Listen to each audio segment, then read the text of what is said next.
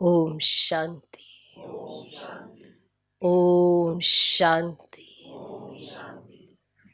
आज की तारीख है 5 जनवरी 2024।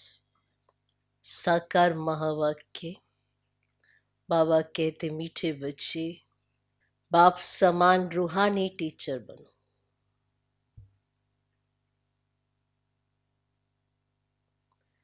जो बाप से पढ़ा है वे दूसरों को भी पढ़ाओ।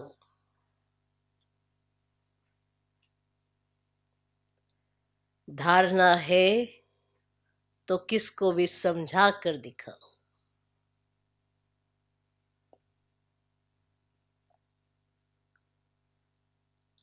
बाबा कहते मीठे बच्चे, बाप समान रूहानी टीचर बनो। जो बाप से पढ़ा है वे दूसरों को भी पढ़ाओ। धारणा है तो किसको भी समझा कर दिखाओ।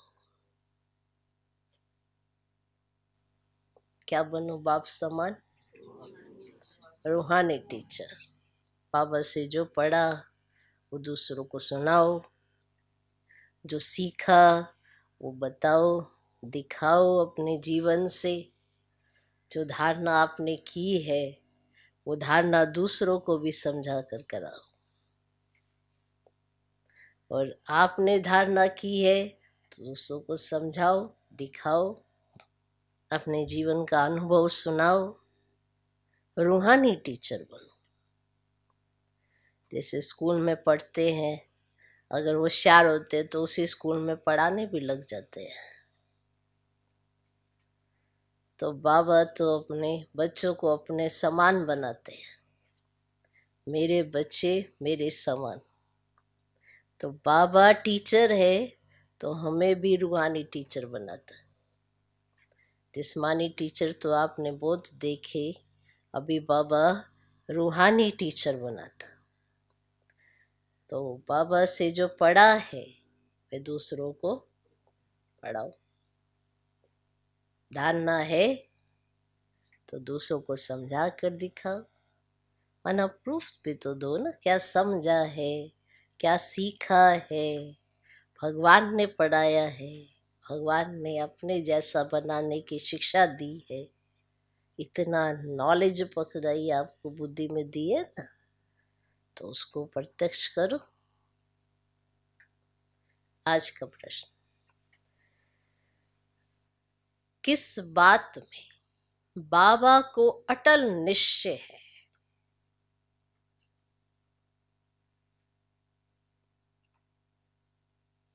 बच्चों को भी उसमें अटल बनना है।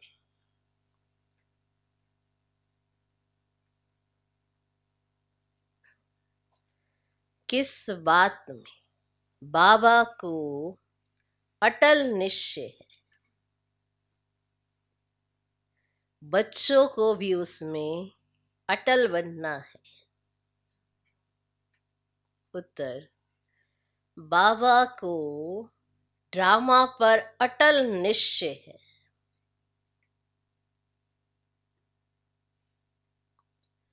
बाबा कहेंगे जो पास्ट हुआ ड्रामा, जो पास्ट हुआ ड्रामा, कल पहले जो किया था वही करेंगे।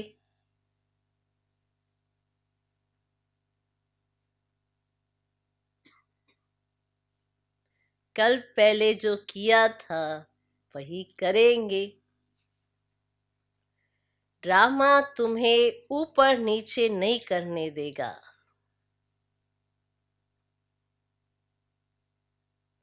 ड्रामा तुम्हें ऊपर नीचे नहीं करने देगा। परंतु अभी तक बच्चों की अवस्था ऐसी बनी नहीं है, माना जिसमें ड्रामा भी आपको मदद करे पर नीचे नहीं होने दे। बाबा कहते परंतु अभी तक बच्चों की अवस्था ऐसी बनी नहीं है, इसीलिए मुख से निकलता, ऐसे होता तो ऐसे करते, पता होता तो ये नहीं करते,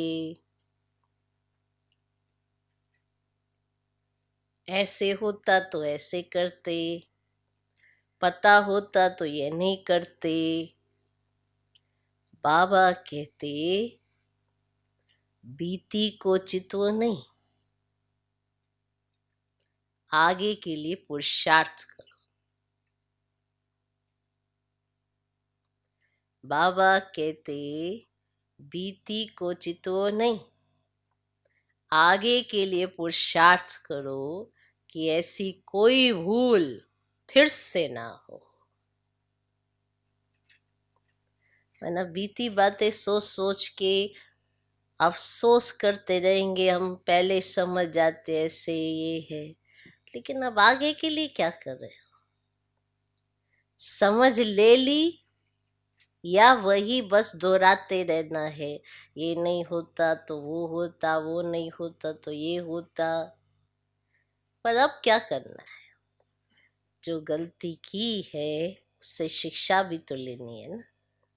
अगर गलती से शिक्षा नहीं ली तो वापिस गलती रिपीट करेंगे, फिर वही गलती बारंबार होती रहेगी और फिर पश्चाताप के अलावा कुछ नहीं होगा। इसीलिए बाबा कहते कि चितवो नहीं, लेकिन शिक्षा जरूर लो। शिक्षा लेनी बहुत जरूरी है। गलती से भी शिक्षा लो और आगे के लिए पुरुषार्थ करो कि आगे कभी वो भूल ना हो, फिर से वो भूल नहीं होनी चाहिए। गलती करते हैं ना बच्चे, माँ बाप के सामने जाते तो क्या कहते, फिर से नहीं करेंगे।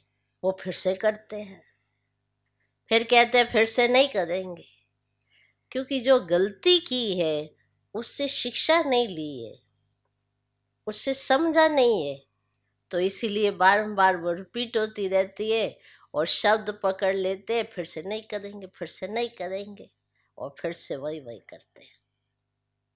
तो समझना बड़ा जरूरी है कि क्या नहीं करेंगे, क्यों नहीं करेंगे, तो शिक्षा भी तो लेनी चाहिए ना, तो फिर गलती रिपीट नहीं होती है। ओके, तो किस बात में बाबा को अटल निश्चय है, बच्चों को भी उसमें अटल बनना है? उत्तर, बाबा को ड्रामा पर अटल निश्चय है। बाबा कहेंगे जो पास्ट हुआ ड्रामा, कल्प पहले जो किया था वही करेंगे। ड्रामा तुम्हें ऊपर नीचे नहीं करने देगा, परंतु अभी तक बच्चों की अवस्था ऐसी बनी नहीं है, इसीलिए मुख से निकलता, ऐसे होता तो ऐसे करते, पता होता तो ये नहीं करते। बाबा कहते बीती को चितो नहीं, आगे के लिए पुरुषार्थ करो कि ऐसी कोई भूल फिर से ना हो। ओम शांति। रूहानी बाप रूहानी बच्चों को बैठ समझाते हैं। बाप खुद कहते हैं मैं जब आता हूं तो किसको पता नहीं पड़ता, क्योंकि मैं हूं गुप्त। गर्भ में भी जब आत्मा प्रवेश करती है तो प्रवेश होने का मालूम थोड़ी पड़ता है, तिथि तारीख निकल ना सके। जब गर्भ से बाहर निकलती है तब वह तिथि तारीख निकलती है। तो बाबा की प्रवेशता की तिथि तारीख का भी पता नहीं लगता, कब प्रवेश किया, कब रथ में पधारे, कुछ पता नहीं पड़ता। कोई को देखते थे तो वह नशे में चले जाते थे, समझा कुछ प्रवेशता है या कुछ ताकत आई है। ताकत कहाँ से आई? मैंने खास कोई जब तब तो नहीं किया। बाबा कहते ताकत कहाँ से आई? मैंने कोई खास जब तब तो नहीं किया। इसको कहा जाता है गुप्त। तिथि तारीख कुछ नहीं। अब सूक्ष्म वतन की भी स्थापना कब होती है ये कुछ नहीं कह सकते, मुख्य बात है मन मना भव। बाप कहते, हे आत्माएं, तुम मुझे अपने बाप को बुलाती हो कि आकर पतितों को पावन बनाओ, पावन दुनिया बनाओ। बाप समझाते हैं, ड्रामा प्लान अनुसार जब मुझे आना होता है तो चेंज जरूर होती है। सतयुग से लेकर जो कुछ पास हुआ सो फिर रिपीट करेंगे। सतयुग त्रेता फिर जरूर रिपीट करेंगे। सेकंड सेकंड पास होता जाता है। संवत भी पास होता जाता है। कहते हैं सतयुग पास्ट हुआ, देखा तो नहीं। बाप ने समझाया है, तुमने पास किया है। तुम ही पहले पहले हमसे बिछड़े हो, तो इस पर गौर करना है कैसे हमने 84 जन्म लिए हैं, जो फिर हूबहू लेने पड़ेंगे। अर्थात दुख और सुख का पाठ बजाना पड़ेगा। सतयुग में होता है सुख। जब मकान पुराना होता है तो कहां से छत बहती है और कहां से कुछ होता रहता है, तो फुरना हो जाता है कि इसकी मरम्मत करनी है। जब बहुत पुराना हो जाता है तो समझा जाता है ये मकान रहने लायक नहीं है। नई दुनिया के लिए ऐसे नहीं कहेंगे। अब तुम नई दुनिया में चलने के लिए लायक बनते हो। हर चीज पहले नई फिर पुरानी होती है। अब तुम बच्चों को ये ख्याल में आता है, आता है, और कोई तो इन बातों को समझ ना सके। अब गीता रामायण आदि सुनाते रहते हैं, उसमें ही बिजी रहते हैं। हम भी इन्हीं धंधों में बिजी थे। अब बाप ने कितना समझदार बनाया है। बाबा कहते, बच्चे अब ये पुरानी दुनिया खत्म होने वाली है, अब नई दुनिया में चलना है। ऐसे भी नहीं सब चलेंगे, सब मुक्ति धाम में बैठ जाएं, ये भी कायदा नहीं। परले हो जाए। तुम जानते हो ये पुरानी दुनिया और नई दुनिया का बहुत ही कल्याणकारी संगम युग है। अब चेंज होनी है, फिर शांति धाम में जाएंगे। वहां सुख के भासना की भी कोई बात नहीं। गायन है, यज्ञ में विघ्न पड़े सो तो पढ़ते रहते हैं, कल्प के बाद भी पढ़ते रहेंगे। तुम अब पक्के हो गए हो, ये स्थापना विनाश का कोई छोटा काम नहीं है। विघ्न किस बात में पड़ते हैं? बाप कहते, काम महाशत्रु है, इस पर ही अत्याचार होते हैं। द्रौपदी की भी बात है ना, ब्रह्मचर्य पर ही सारी खिटपिट है। सतो प्रधान से तमो प्रधान बनना है जरूर, सीढ़ी उतरनी है, पुरानी दुनिया होनी है जरूर। तो इन सब बातों को तुम ही समझते हो और सिमरन भी करते हो, और पढ़कर पढ़ाना भी है, टीचर बनना है। तो जरूर नॉलेज बुद्धि में है तब पढ़कर टीचर बनते हैं।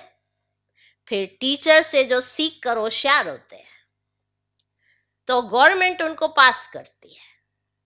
तुम भी टीचर हो, तो बाप ने तुमको टीचर बनाया है। एक टीचर क्या कर सकते हैं, तुम सब और रूहानी टीचर। तो बुद्धि में नॉलेज होनी चाहिए। तो ज्ञान तो बिल्कुल एक्यूरेट है मनुष्य से देवता बनने का। अभी जितना तुम बच्चे बाप को याद करते हो तो लाइट आती रहती है और मनुष्यों को साक्षात्कार होता रहेगा, क्योंकि आत्मा प्योर बनेगी ही याद से। फिर किसको साक्षात्कार भी हो सकता है। तो बाप मददगार भी बैठा है। बाप हमेशा बच्चों का मददगार है। पढ़ाई में नंबरवार हैं, हर एक अपनी बुद्धि से समझ सकते हैं मेरे में कितनी धारणा है। हर एक अपनी बुद्धि से समझ सकते हैं मेरे में कितनी धारणा है। अगर धारणा है तो किसको समझा कर दिखाओ। अब यह है धन। अब धन देते नहीं तो कोई मानेंगे ही नहीं कि इनके पास धन है। धन दान करेंगे तो महादानी कहेंगे। अब महारथी महावीर बात एक ही है, सब एक जैसे तो हो ना सके। तुम्हारे पास कितने आते हैं? आते हैं ना? एक एक से बैठ माथा मारना होता है क्या? वो लोग अखबार द्वारा बहुत बातें सुनते हैं तो बहुत चमकते हैं,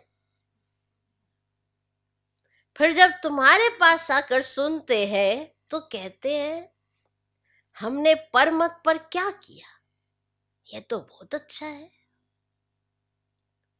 एक एक को ठीक करने में मेहनत लगती है। यहां भी कितनी मेहनत लगी है, फिर भी कोई महारथी, कोई घोड़े सवार, कोई प्यादा। ये ड्रामा में पार्ट है।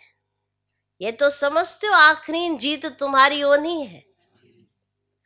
जो कल्ब पहले बने थे वही बनेंगे। पुरुषार्थ तो बच्चों को करना ही है। बाप राय देते हैं, समझाने की कोशिश करो।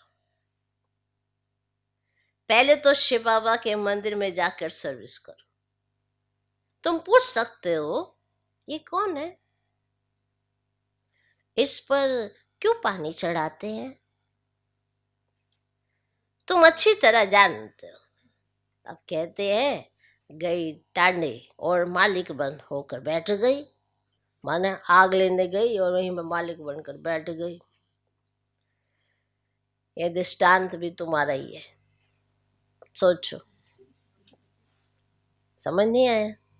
वहां पूछने गई थी कि जल क्यों चढ़ाते हैं, वहीं पे प्रवचन सुनाना शुरू कर दी। हाँ? तुम जाते हो ना जगाने के लिए, तुमको निमंत्रण देकर बुलाते हैं, तो ऐसा निमंत्रण आए तो खुशी होनी चाहिए। अब काशी आदि में तो बड़े बड़े टाइटल देते हैं, और भक्ति में कितने ढेर मंदिर है। ये भी एक धंधा है। कोई अच्छी स्त्री देखी तो उनको गीता कंठ कराए आगे कर देते हैं, फिर जो कमाई होती है वह मिल जाती है कुछ भी नहीं।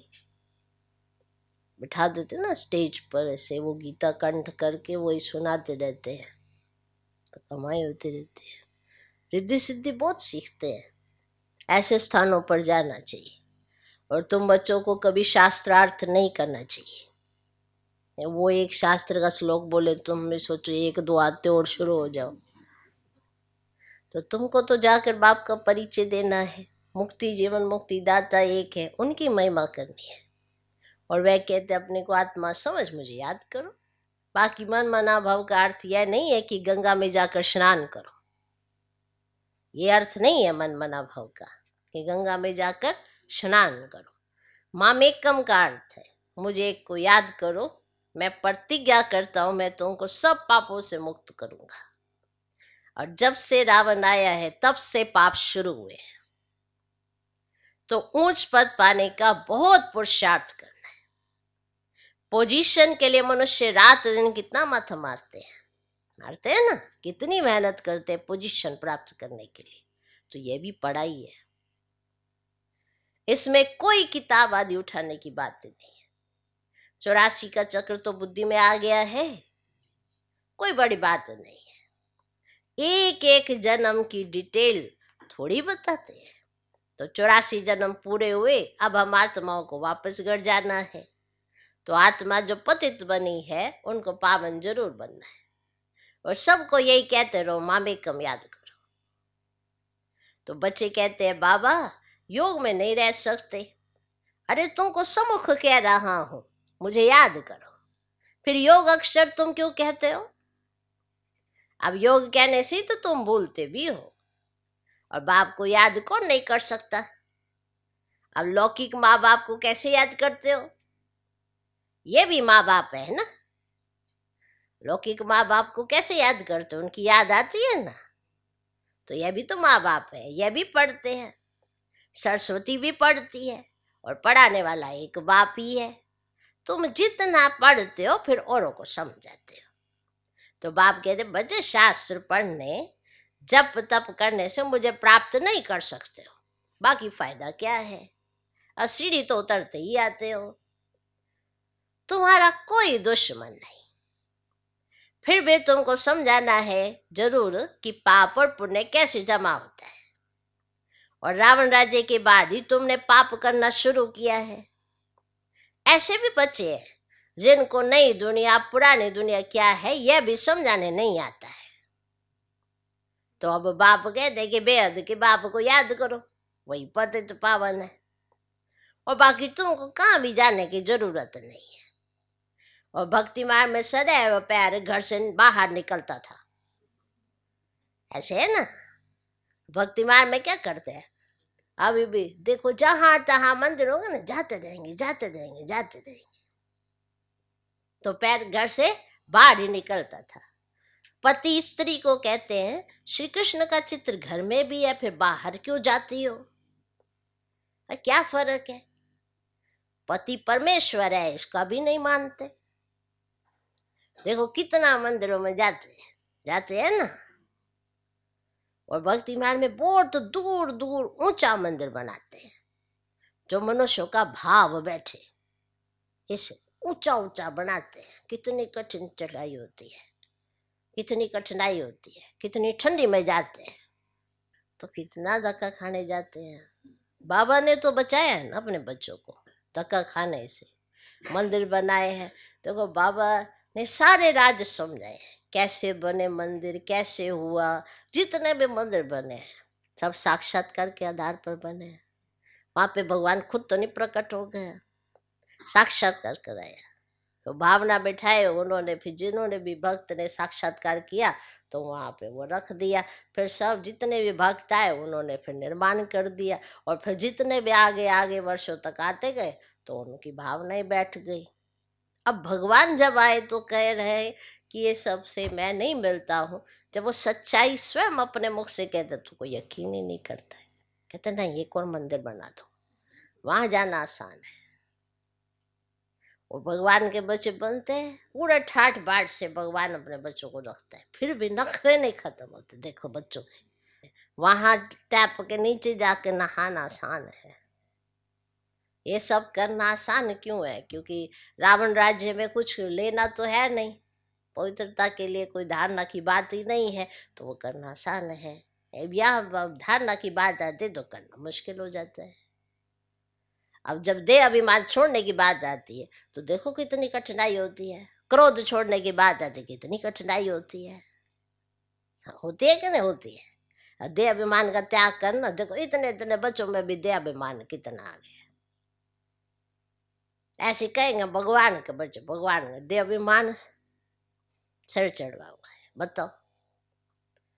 सोचो भक्ति मार्ग में भक्त सदा ऐसे झुके झुके झुके झुके, भगवान के जैसे बच्चे बनते हैं ऐसे नाक ऊपर हो जाती है, क्योंकि देवाभिमान है। रावण सिर चढ़ के बोलता है। अब ये राज तो भगवान नहीं समझे और तो कोई समझा ना सके। तो भक्ति मार्ग में बहुत दूर दूर ऊंचा मंदिर बनाते हैं जो मनुष्यों का भाव बैठे। तुम समझाते हो मंदिरों में कितना धक्का खाते हैं, ये एक रस्म पड़ी है। शिव काशी में तीर्थ करने जाते हैं परंतु प्राप्ति कुछ भी नहीं। अब तुमको तो बाप की श्रीमत मिलती है, तुमको कहाँ भी जाना नहीं है। कोई सोचे मैं तो काशी जाऊं, मैं तो विश्वनाथ वहां पे देखने जाऊं। देखने जाना अलग बात, देखो नहीं तो बाबा भेजता तो जाओ देख के आओ, सेवा करके आओ, ऐसे माथा ना टेकते रहना। हाँ नहीं तो क्या करते, माथा टेकते टेकते रावण का तो देखो तो भक्त बन रहा है, तो माथे पे तिलक लगाता रहेगा और तुम्हारी बुद्धि से ज्ञान ये भी समृद्ध हो जाएगा कि बाप ने तुमको क्या समझे कि तुम कौन हो। अब आत्मा समझना मुश्किल है, देह समझना तो आसान है। तो बुद्धि ज्ञान को छोड़ भक्ति मार्ग के धक्के खाने चली जाती है कि कहते अरे बाबा का तो ज्ञान था वो कहाँ चला गया, तो वो तो विस्मृत हो जाता है ना, क्योंकि देह अभिमान आया तो ज्ञान विस्मृत हो जाता है। अब समझा। तो तुमको कहाँ भी जाना नहीं है। पतियों का पति परमेश्वर वास्तव में वे एक ही है, जिसको तुम्हारे पति, काके, मामे सब याद करते हैं। तुम्हारे पति, काके, मामे सब उसको याद करते हैं। वह है पति परमेश्वर अथवा पिता परमेश्वर। तो वह तुमको कहते हैं मामे कम याद करो, तो तुम्हारे भी कर्म विनाश होंगे। तुम्हारी ज्योत अब जग रही है, तो तुम्हारे से मनुष्य को लाइट देखने में आती है, फिर तुमसे लाइटें दिखाई देंगी। बताओ, फिर तुमको दिखती है अपने अंदर की लाइट। बाप की याद में रहेंगे, अंदर की लाइट जगाएंगे, तो फिर दूसरों को भी तुमसे लाइट देखने में आती है। तो बच्चों का भी नाम बाला होना चाहिए। बाप बच्चों का नाम तो बाला करते हैं ना। अब सुदेश बच्ची समझाने में बड़ी तीखी है, पुरुषार्थ बहुत अच्छा किया है, तो पुरानों से भी आगे गई है। इसमें भी जास्ती पुरुषार्थ कर आगे चली जाएगी। सारा मदार पुरुषार्थ पर है। हार्ट फेल नहीं होना चाहिए। पिछाड़ी में आया तो 20 सेकंड में जीवन मुक्ति पा सकते हैं। दिन प्रतिदिन ऐसे बहुत निकलते रहेंगे। ड्रामा में तुम्हारा विजय का पार्ट तो है ही, विघन भी पड़ने हैं, और कोई सत्संगों में ऐसे विघन नहीं पड़ते हैं। यहाँ विकारों पर ही हंगामा होता है, और गायन भी है, अमृत छोड़ विष काहे को खाए। और ज्ञान से एक देवी देवता धर्म की स्थापना हो जाती है, और सत्युग में रावण राज्य हो न सके। समझाने कितनी साफ है। राम राज्य के बाजू में ही रावण राज्य भी दिखाया है, और तुम टाइम भी दिखाते हो। अब यह है संगम। दुनिया बदल रही है। स्थापना, पालना, विनाश कराने वाला एक ही बाप है बहुत सहज, परंतु धारणा पूरी होती नहीं, और सब बातें याद रहती है। बाकी ज्ञान और योग भूल जाता है। समझा? ऐसे ज्ञान भूल जाता है, योग भूल जाता है तो बहुत सहज, परंतु धारणा पूरी होती नहीं है। धारणा पूरी नहीं ना, धारणा में थोड़े बहुत कच्चे होते जाते हैं, तो फिर सब बातें बुद्धि से निकल जाती है। बाप की बात बुद्धि से निकल जाती, और बाकी सब बातें याद रहती है। बाकी ज्ञान और योग भूल जाते हैं। तो तुम ऊंचते ऊंच भगवान की संतान हो। दिन प्रतिदिन तुम सॉल्वेंट होते जाते हो। धन मिलता है ना, खर्चा भी आता जाता है, और बाबा कहते हैं हुंडी बढ़ती जाएगी। कल पहले मिसल ही तुम खर्चा करेंगे, कम ज्यादा ड्रामा करने ही नहीं देगा। और ड्रामा पर बाबा का अटल निश्चय है। जो पास्ट हुआ ड्रामा। ऐसे नहीं कहना चाहिए ऐसा होता था या नहीं करते थे, अभी व्यवस्था आई नहीं है। कुछ ना कुछ मुख से निकल जाता, फिर फील होता है। मुख से कुछ ना कुछ निकल जाता, फिर फील होता है। बाबा कहते हैं बीती को चितो नहीं, आगे के लिए पुरुषार्थ करो कि ऐसी भूल फिर ना हो। इसलिए बाबा कहते चार्ट लिखो। इसमें बहुत कल्याण है। किसका? अपना। बाबा का कल्याण है क्या चार्ट लिखने से? आपका अपना कल्याण है, क्योंकि अपना फिर साक्षात्कार भी होता है ना मन का, कि देखो मेरे मन में कैसे कैसे विचार आते हैं, कैसी मेरी अवस्था है। तो जब लिखने में आते हैं ना, तो सब बात पता चलती है। नहीं लिखना और तो गलती होती रहती है, भूल होती रहती है, और फिर भूल पक्की हो जाती है। पहले की भूलें सुधरती नहीं, नई भूलें होती रहती, तो फिर बदलाव कहाँ से आएगा, कैसे स्थिति बनेगी? इसलिए बाबा कहते हैं अपने पुरुषार्थ को आगे बढ़ाने के लिए चार्ट लिखो। इसमें बहुत कल्याण है। बाबा ने एक को देखा, सारी जीवन कहानी लिख रहे थे। समझते बच्चे सीखेंगे। यहाँ फिर श्रीमत पर चलने में ही कल्याण है। यहाँ झूठ भी चल ना सके। नारद का मिसाल लेना, चार्ट से फायदा बहुत है, बचे रहते हैं। और जो सच्चे बच्चे होते हैं वही चार्ट लिखते हैं। बाकी तो सच्चे क्या ही गएंगे, तो उनको लिखना ही नहीं आएगा। उनको लगेगा रोज एक जैसा है। अच्छा, रोज एक जैसी सोच है तुम्हारी, ऐसा तो हो ना सके। तो फायदा अपना, तो चार्ट से फायदा बहुत है। बाबा फरमान करते हैं तो बच्चों को फरमान पर चलना चाहिए। बाबा कहते हैं ना ऐसा करो तो वैसा करो, और जो बाबा के कहे अनुसार चले तो फायदा तो उसी का है। अच्छा, मीठे मीठे सीख लेते बच्चों प्रति माता पिता बाप दादा का याद प्यार और गुड मॉर्निंग। रूहानी बाप की रूहानी बच्चों को नमस्ते। हम रूहानी बच्चों की भी रूहानी बाप को नमस्ते नमस्ते नमस्ते। Good morning good morning good morning. धारणा के लिए मुख्य सर पहला पॉइंट, ज्ञान धारण कर दूसरों को समझाना है। ज्ञान धारण कर दूसरों को समझाना है। ज्ञान धन दान करके महादानी बनना है। ज्ञान धन दान करके महादानी बनना है। किसी से भी शास्त्रार्थ ना कर बाप का सत्य परिचय देना है। किसी से भी शास्त्रार्थ ना कर बाप का सत्य परिचय देना है। ज्ञान धारण कर दूसरों को समझाना है। ज्ञान धन दान करके महादानी बनना है। किसी से भी शास्त्रार्थ ना कर बाप का सत्य परिचय देना है। दूसरा पॉइंट, तुम्हें बीती बातों का चिंतन नहीं करना है। तुम्हें बीती बातों का चिंतन नहीं करना है। ऐसा पुरुषार्थ करना है जो फिर कभी भूल ना हो। पुरुषार्थ ऐसा हो जो भी भूले हुई हैं उससे शिक्षा लेकर अब दोबारा कभी भूल ना हो। तुम्हें बीती बातों का चिंतन नहीं करना है। ऐसा पुरुषार्थ करना है जो फिर कभी भूल ना हो। अपना सच्चा सच्चा चार्ट रखना है। अपना सच्चा सच्चा चार्ट रखना है। आज का वरदान, योग द्वारा ऊंची स्थिति का अनुभव करने वाले डबल लाइट फरिश्ता भव। योग द्वारा ऊंची स्थिति का अनुभव करने वाले डबल लाइट फरिश्ता भव। आप राजयोगी बच्चे योग में ऊंची स्थिति का अनुभव करते हो। हठ योगी फिर शरीर को ऊंचा उठाते हैं। आप कहां भी रहते ऊंची स्थिति में रहते हो, इसीलिए कहते योगी ऊंचा रहते हैं। आपके मन की स्थिति का स्थान ऊंचा है क्योंकि डबल लाइट बन गए। वैसे भी कहा जाता कि फरिश्तों के पांव धरनी पर नहीं होते।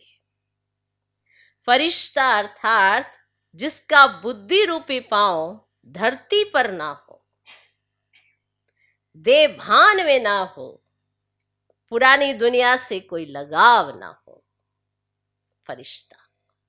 आज का स्लोगन, अभी दुआओं के खाते को संपन्न बना लो।